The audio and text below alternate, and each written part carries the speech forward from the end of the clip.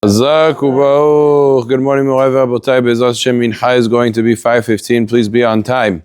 The Shulchan Aruch brings down the Gemara that says that a person who traps a snake, not because it's particularly dangerous, and it's not going to be harming anybody, but he traps it for the sake of its, for example, medicinal purposes, that he wants to take out the venom in order to make anti-venom, or something of that nature, that he's trapping it for a constructive purpose. The halacha he violated Shabbat on a Torah level.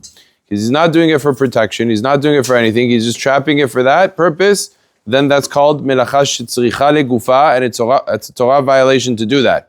However, if he traps the snake, and what I mean by trapping, let's say he puts a cage around it, let's say he puts a jar over it, a box over it, so he traps the snake into a spot for the sake that it shouldn't bite him. So there the Gemara says it is mutar, it is permitted to do that.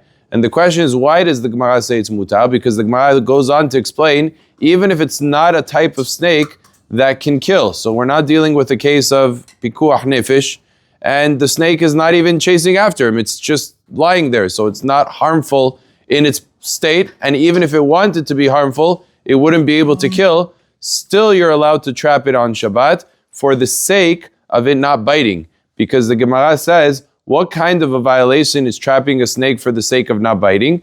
It's called melacha she'ena tzricha legufa. I'm doing something that the act is actually a melacha, but the intent is not for the purpose of the melacha. So it's an act of trapping, but it's not for the sake of the animal, it's for the sake of distancing the animal, keeping it away from me, which is not the typical trapping. Typical trapping is for the purpose of the animal. I'm trapping a deer for the hide, for the meat. I need the animal. That's why I'm trapping it. Here, I want the animal distant from me. I don't need the animal. I don't care for the animal. If the animal didn't bite, I wouldn't have any problem with it. But it does bite. So I'm trapping it for that purpose. That's called melacha she'ena tzricha legufa. In general, melacha she'ena tzricha legufa is prohibited on a rabbinic level.